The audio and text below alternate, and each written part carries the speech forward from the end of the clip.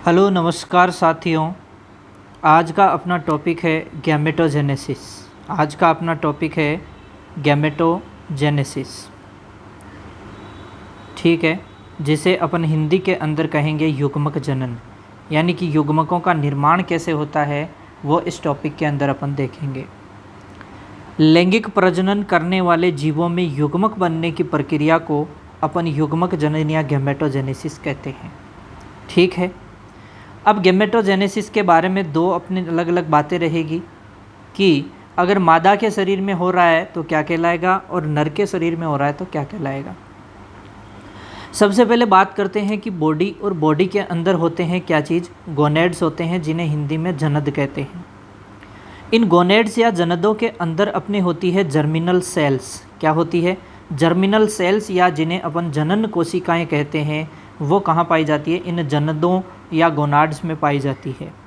और इन जनन कोशिकाओं के द्वारा किसका निर्माण किया जाता है? युग्मकों का निर्माण किया जाता है।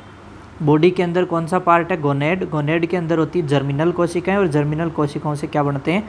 गैमेट या युग्मक बनते हैं।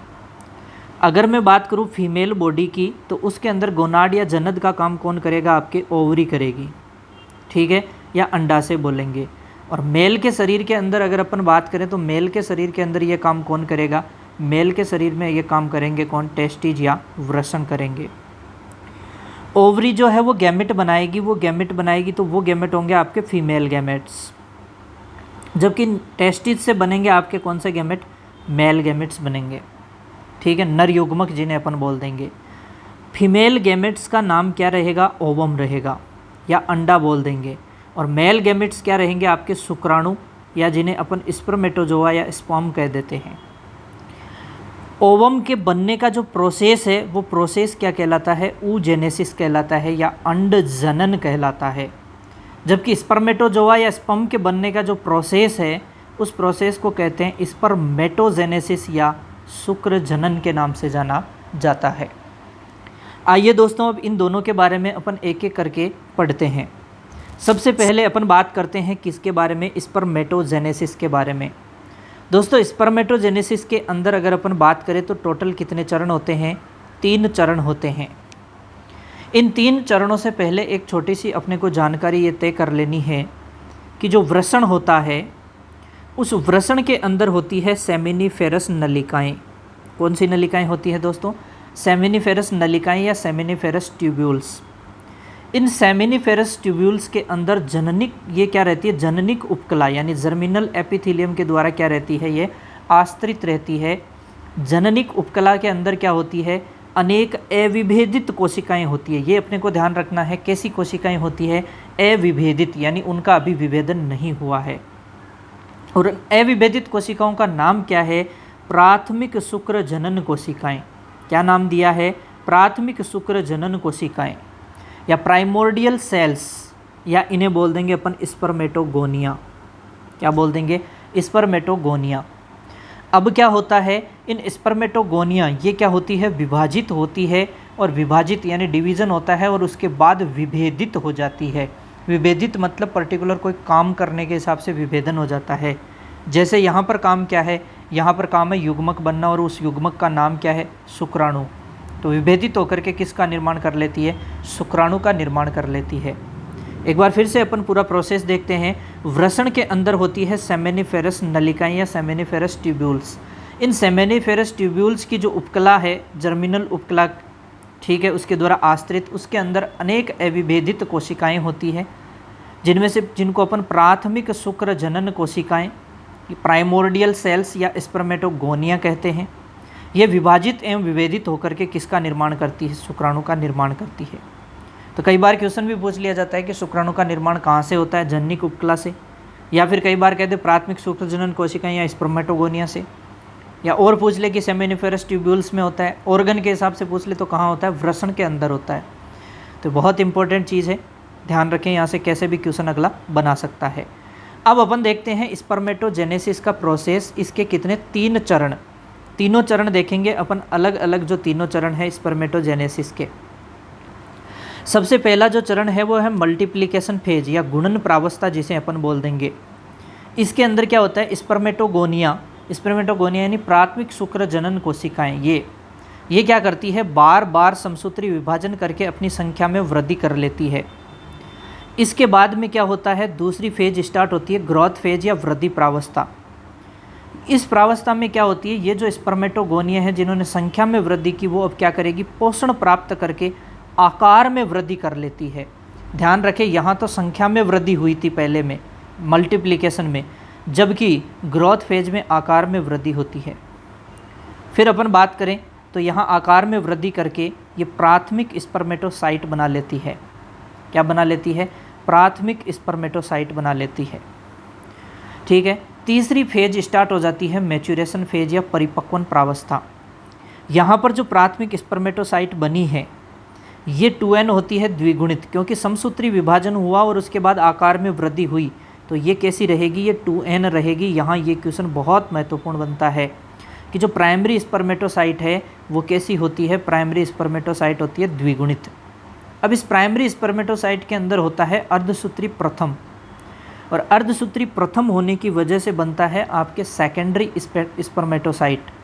और कितने बनते हैं, 2 सेकेंडरी स्पर्मेटोसाइट बनती है, और 2 सेकेंडरी स्पर्मेटोसाइट बन रही है अर्धसूत्री विभाजन की होने की वजह से, तो ये हो जाएगी आपके अगुणित। तो ध्यान रहे कि जो प्राइमरी स्पर्मेटोसाइट होती है वो तो होती है द्विगुणित, जबकि सेकेंडरी स्पर्मेटोसाइट है जो संख्या में कितनी है, 2, वो होती है अगुणित। और यहाँ अब होता है अर्धसूत्री विभाजन सेकंड, और अर्धसूत्री विभाजन सेकंड जो है वो समसूत्री के जैसा ही होता है, यानी यहाँ जो n थी वो आगे भी n ही रहेगी। यहाँ 2 थी तो 2 से अब कितनी बन जाएगी, टोटल बन जाएगी 4। और सेकेंडरी स्पर्मेटोसाइट से बनेंगे स्पर्मेटिड। ध्यान रहे क्या बनने वाले हैं, यहाँ पर स्पर्मेटिड बनने वाले हैं। तो सेकेंडरी स्पर्मेटोसाइट से क्या बनेंगे, स्पर्मेटिड बनेंगे। और ये जो स्पर्मेटिड बने हैं, इन स्पर्मेटिड से बनता है शुक्राणु। 4 स्पर्मेटिड से कितने शुक्राणु बनेंगे, टोटल 4 शुक्राणु बनेंगे। ठीक है जी, 4 ही शुक्राणु बनेंगे 4 स्पर्मेटिड में। स्पर्मेटिड से शुक्राणु बनने का ये जो प्रोसेस है, इस प्रोसेस को अपन कायांतरण के या मेटामॉर्फोसिस के नाम से जानते हैं, या इसे स्पर्मियोजेनेसिस के नाम से जाना जाता है। किस नाम से जाना जाता है, स्पर्मियोजेनेसिस के नाम से। ये जो पूरा प्रोसेस था इसे कहते हैं स्पर्मेटोजेनेसिस। इस पूरे प्रोसेस को क्या कहते हैं, स्पर्मेटोजेनेसिस। लेकिन यहाँ स्पर्मेटिड से स्पर्म का बनना यानी शुक्राणु का बनना, ये क्या कहलाता है, ये कहलाता है स्पर्मियोजेनेसिस। वो स्पर्मेटोजेनेसिस था, यह है स्पर्मियोजेनेसिस। कन्फ्यूज़न नहीं होना चाहिए। प्राइमरी स्पर्मेटोसाइट द्विगुणित या 2n होता है, सेकेंडरी स्पर्मेटोसाइट अगुणित या n होता है, और जो स्पर्मेटिड है वो भी n होता है, और शुक्राणु भी क्या होता है, n होता है, यानी सब अगुणित होते हैं। प्राइमरी स्पर्मेटोसाइट द्विगुणित था, 2n था। तो ये दोस्तों स्पर्मेटोजेनेसिस के बारे में महत्वपूर्ण बातें थी। अब यहाँ कुछ और बातें करते हैं कि स्पर्मेटोगोनिया से स्पर्म का बनना, ये तो कहलाता है स्पर्मेटोजेनेसिस। क्या कहलाता है, स्पर्मेटोजेनेसिस। बहुत महत्वपूर्ण चीज़ है।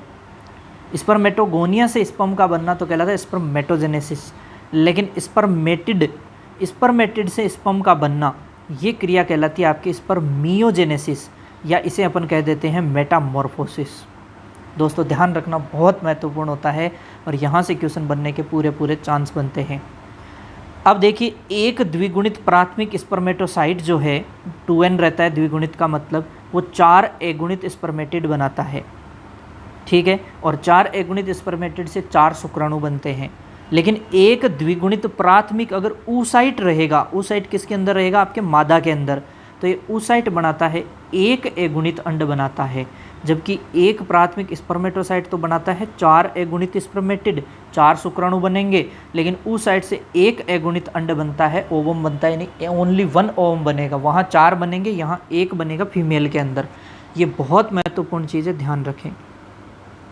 नेक्स्ट देखिए कि कायांतरण के दौरान स्पर्मेटिड में होने वाले परिवर्तन। तो कायांतरण के दौरान स्पर्मेटिड में क्या क्या परिवर्तन होते हैं उनके बारे में जानते हैं।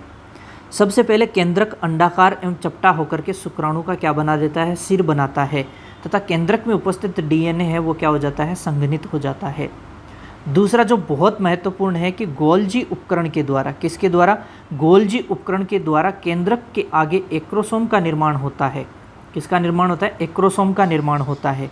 और इसके अंदर एंजाइम कौन से एंजाइम होते हैं? प्रोटीएज एंजाइम होते हैं। कौन से एंजाइम होते हैं इसके अंदर? प्रोटीएज एंजाइम होते हैं। फिर नेक्स्ट पॉइंट, दोनों सेंट्रियोल केंद्रक के पीछे एक पंक्ति में व्यवस्थित होते हैं और दो सेंट्रियोल होते हैं केंद्रक के, एक केंद्रक से दूर होता है और एक केंद्रक के पास होता है। जो दूरस्थ सेंट्रियोल है, जिसे डिस्टल सेंट्रियोल कहेंगे, ये क्या करता है? अक्षीय तंतु का निर्माण करता है और ये अक्षीय तंतु क्या करता है?